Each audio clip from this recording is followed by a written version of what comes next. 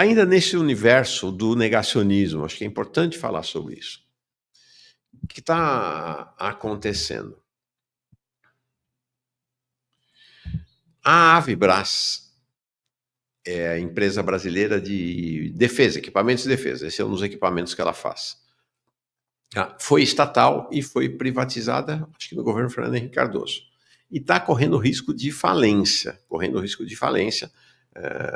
Tem uma ação, inclusive, acho que da Fazenda Nacional, né, para que ou ela pague os débitos ou entre em falência. Ela está em concordata já há muitos anos, há 2 anos. Tá?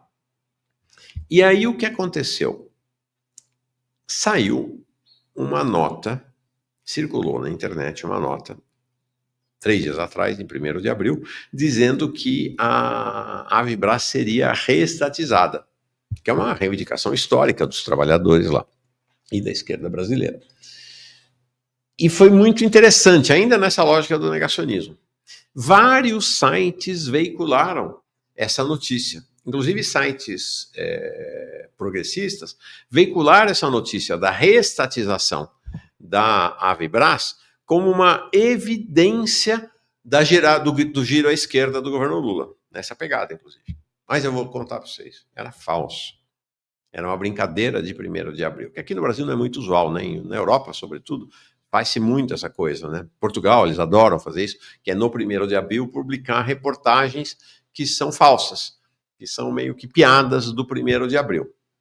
Foi o que aconteceu aqui, uma piada meio macabra, né, com os trabalhadores da Avibras, que há 2 anos não recebem salários, né? A situação da Avibras é calamitosa. Os trabalhadores da Avibras não recebem salários há praticamente 2 anos. A empresa tem contrato com o governo de 350 milhões, mas o governo não libera, porque a empresa não paga os impostos, enfim, está uma queda de braço com o governo, né? O BNDES pediu a falência da empresa, então o governo está lá. Né? Ao mesmo tempo em que o governo está botando dinheiro, né, o governo de Brasília e o BRB, para salvar o Banco Master, lá no caso da Avibras, em vez de botar dinheiro e trazer para dentro do Estado Novo, de reestatizar, né, está pedindo falência, está querendo liquidar a empresa. Tá? Então, é uma luta de mais de 3 anos do Sindicato dos Metalúrgicos, São José dos Campos, pela reestatização. A empresa ainda é hoje 100% nacional, tem 60 anos de existência, está localizada ali no Vale do Paraíba, tá? Em São José dos Campos, junto com a Embraer. Nós vamos falar sobre a Embraer mais tarde hoje, tá? Junto com o INPE, enfim, uma série de outras empresas, né? São mais de 1.000 famílias vivendo essa situação de 2 anos, em que pelo menos um dos integrantes da família está sem salário. Aí, eles publicam que ele vai ser reestatizado. Vira a esquerda do governo e tal. Aí, se você for lá, clicar nas matérias hoje, porque elas aparecem na busca do Google, mas quando você clica, você vai ver que a matéria foi deletada. Né? Então, aparece na busca do Google a matéria, Avibras será reestatizada, o governo reestatiza a Avibras, né? E aí você clica. Em vez de ter uma explicação lá dentro, não, a matéria simplesmente foi deletada. Isto lembra um episódio que aconteceu em 83, é um dos episódios mais famosos na imprensa brasileira, na Veja. Tá? Então tá aqui, ó. Esse aqui é o da Forças Terrestres, mas tem outros sites que publicaram também. Estatização da Avibras e ampliação do orçamento da defesa, tal, e vai por aí. Em 83, a revista Veja, lá em meados de abril, segunda metade de abril, publica esta reportagem. Fruto da Carne. Era uma reportagem trazendo, que era o boi mate, como eles apelidaram, trazendo um estudo, ou uma reportagem publicada na New Science, que trazia um estudo da Universidade de Hamburgo, falando que os cientistas da Universidade de Hamburgo teriam conseguido fundir células de boi, vaca, com células de tomate. E aí criaria o boi mate, este híbrido, né? Então até na matéria fala que você vai poder comer, então, já vai poder comer um bife com molho de tomate feito naturalmente, com apenas um ingrediente. Era fake, era uma reportagem de 1º de abril, que tinha saído na New Scientist. E a Veja publicou como se verdade fosse. Inclusive, quem era o autor da reportagem é hoje editor-chefe do Estadão. Interessante essa história. Interessante essa história. Então, a gente tem um novo boi-mate. A gente tem um novo boi-mate, que é estas reportagens sobre a estatização da Petrobras. Da Avibras, desculpa. Bom, seria bom reestatizar a Eletrobras também, né? Só que lá foi uma piada, né? Agora não é exatamente uma piada, não. E está aqui a palavra do Weiler Gonçalves, que é o presidente do Sindicato dos Metalúrgicos lá de São José dos Campos. Aqui é o Weller do Sindicato dos Metalúrgicos de São José dos Campos e região, que representa os trabalhadores da Avibras. E eu estou fazendo aqui este vídeo, hoje dia 3 de abril, porque tá rolando aí nos grupos de WhatsApp e tem muita gente entrando em contato comigo e também com o sindicato, perguntando se é verdade as matérias que foram veiculadas sobre o governo Lula ter estatizado a Avibras. Saiu no dia 1º de abril em alguns sites esta matéria que está no título, que o governo federal tinha feito a estatização da Avibras, e no final tem uma notinha dizendo que é uma brincadeira do dia 1º de abril. E desde o dia 1º para cá, muita gente tem entrado em contato. Eu queria dizer o seguinte, isso é uma brincadeira de mau gosto. Por quê? Os trabalhadores da Avibras, a principal indústria de defesa do país, estão com 24 salários atrasados. 2 anos. Então vocês que divulgaram esta informação deveriam ter pensado nisso. Muitos trabalhadores no dia 1º de abril entrou em contato comigo comemorando este fato, que não é verídico. E para quem está com 2 anos de salários em atraso, para quem está passando dificuldade, como é a realidade de boa parte desses trabalhadores, esse tipo de brincadeira não se faz. E eu estava olhando agora há pouco aqui nos sites e ainda segue esta matéria, do jeito que está no título, do jeito que está na matéria. Quem vê pela primeira vez fica impactado com a informação que é mentirosa. Isso é uma tremenda de uma sacanagem. A gente sabe o quão a internet e as novas tecnologias são importantes para a gente, inclusive na comunicação geral com os trabalhadores e com a sociedade, mas a internet também pode ser utilizada nesse sentido, que é a forma ruim de ser utilizada, de ficar espalhando fake news. E teve alguns sites que publicou a matéria e sequer tinha essa notinha no rodapé dizendo que é brincadeira. Então, gente, os trabalhadores da Avibras estão no sufoco. É 2 anos sem receber salário, esse tipo de brincadeira não se faz.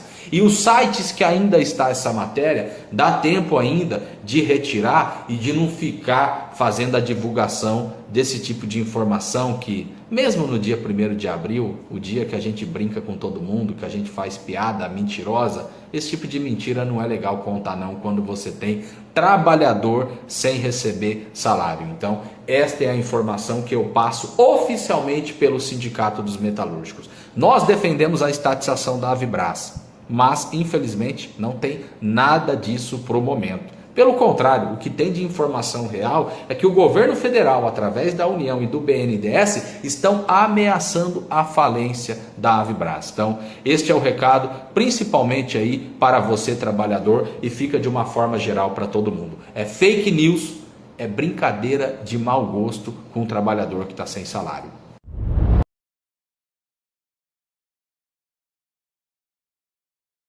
Incrível essa história, né? Incrível. Tem alguém aqui admirado. 2 anos, pois é, 2 anos sem receber salário. Imagina o que é a vida desses trabalhadores e trabalhadoras, né, e das suas famílias. É chocante, né? Chocante. Então, você tem uma mentira que é a estatização da Avibras. Ela não vai ser estatizada, ao contrário, o governo está querendo a falência da Avibras. E esta mentira sustentou, por algumas horas, pelo menos, esta ideia falsa, essa farsa, de que isso significaria o começo do giro à esquerda do governo Lula. Então, é isso. É isso. Ao contrário, né, o governo Lula não está fazendo o giro à esquerda, o governo Lula está fazendo um giro, por um lado, cada vez mais à direita, cada vez mais alinhado com o centrão, cada vez mais entranhado nas relações com o capital financeiro, com o capital do agronegócio, com o capital mineral, mas fazendo pequenas jogadas demagógicas, como o Bolsonaro fez em 2022, para tentar recuperar popularidade. Por exemplo, essa história do imposto de renda, de aumentar a isenção de imposto de renda para quem ganha até 5 mil e dá desconto para quem ganha de 5 a 7 mil. Aí você vai dizer, não, mas Mauro, você está de sacanagem. O governo está fazendo isto porque é um governo de esquerda, porque é um governo de centro-esquerda. Não, não está fazendo, eu garanto para vocês que não está fazendo por isso. Está fazendo apenas porque está sendo premido pela queda de popularidade. Quer ver? Explico. É lógico, é óbvio, é evidente. Se o governo Lula de fato desejasse, como uma política de governo, de um governo de centro-esquerda, isenção do imposto de renda para quem recebe até 5 mil e desconto para quem ganha de 5 a 7 mil, por que não apresentou em 2023, no começo do governo? Porque, lembram-se, importante, a alegação para tudo que não se faz é o tal da correlação de forças. Uai, mas o governo apresentou agora, mudou a correlação de forças? A correlação de forças é melhor para o governo agora do que era no início do mandato? A correlação de forças é melhor para o governo agora, que está numa draga do ponto de vista da popularidade, do que em 2023, quando o Lula estava no auge da popularidade? Então, tá um monte de cascata aí, né? O gira à esquerda, a correlação de forças, o caráter do governo. Então é isso, o governo está sendo premido pela baixa popularidade, a tomar medidas demagógicas, né? Que não tem a ver com, de fato, um projeto, um programa. Olha só, tá aqui, ó. O Ministério da Fazenda está ignorando os pedidos para salvar a eletronuclear, Angra 1, 2 e 3, da insolvência. Tá? Um aporte de 2 bilhões. Se não acontecer até junho, vai o mesmo caminho da Vibraz. Só que no caso ali é estatal.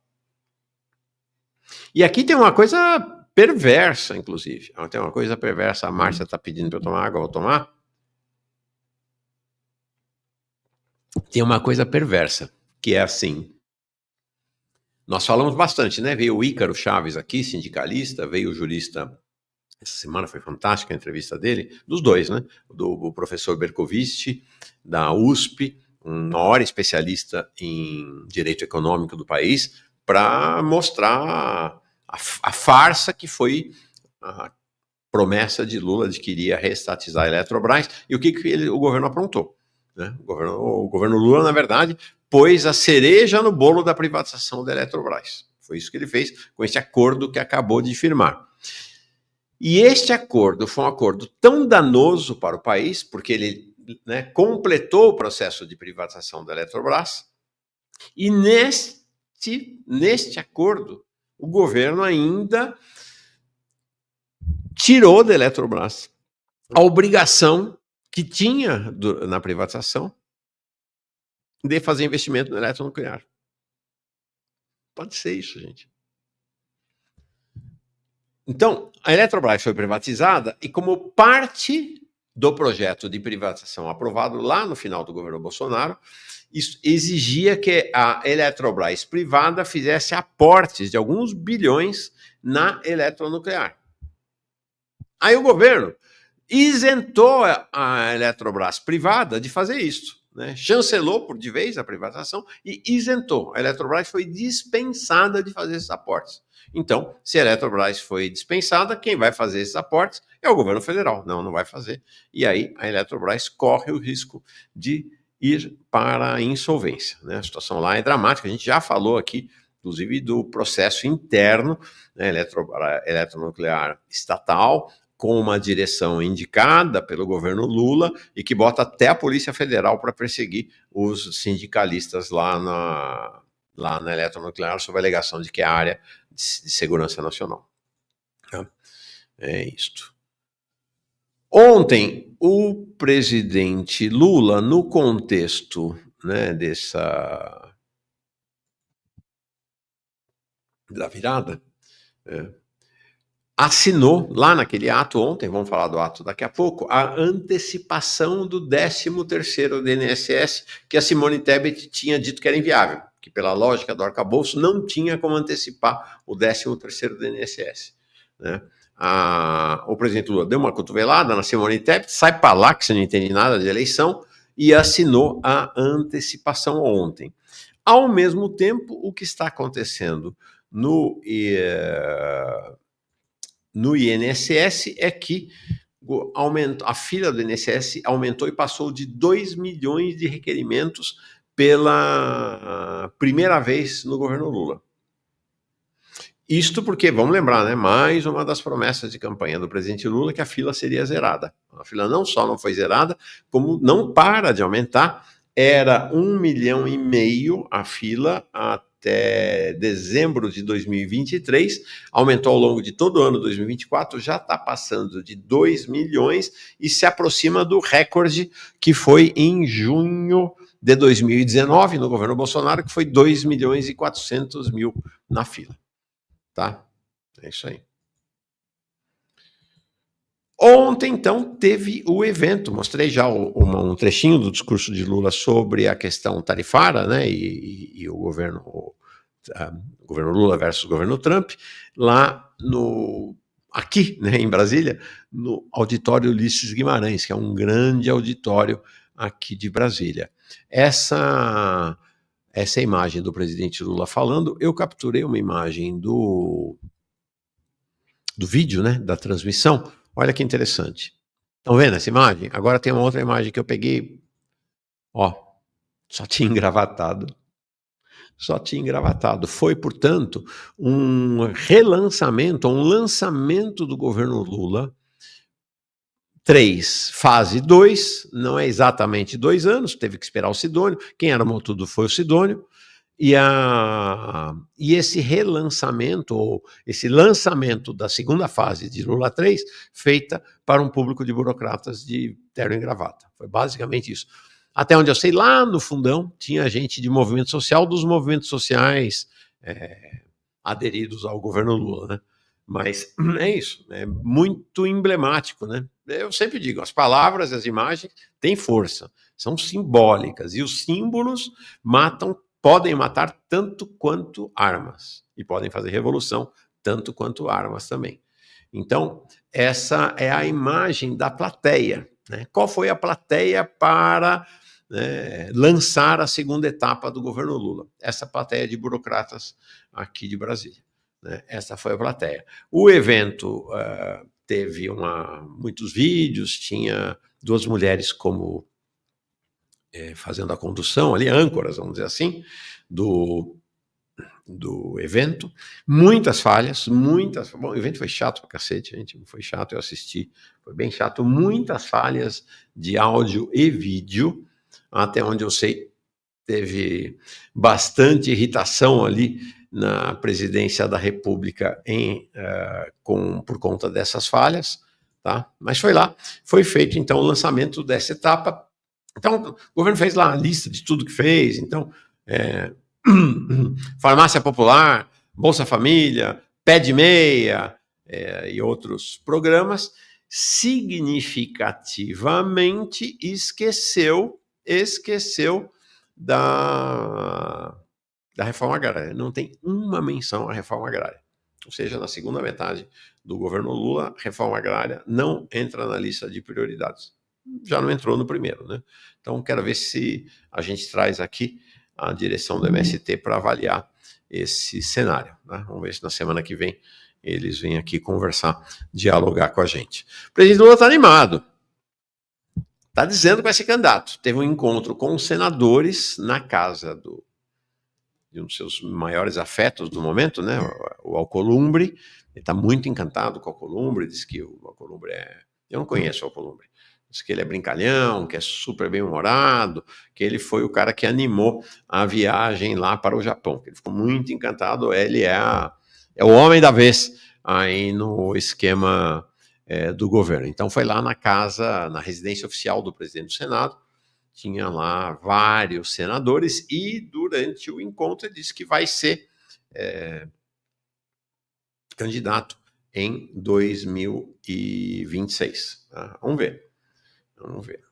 De fato, o jantar foi terça, até foi antes da pesquisa dos dois aspectos da pesquisa da Quest, né? Tanto a pesquisa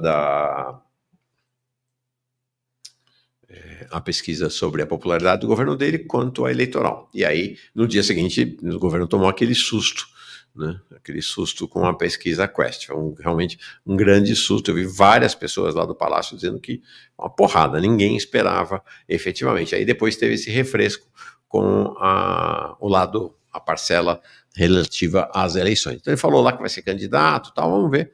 Tem muita água para passar debaixo desta ponte. Tá?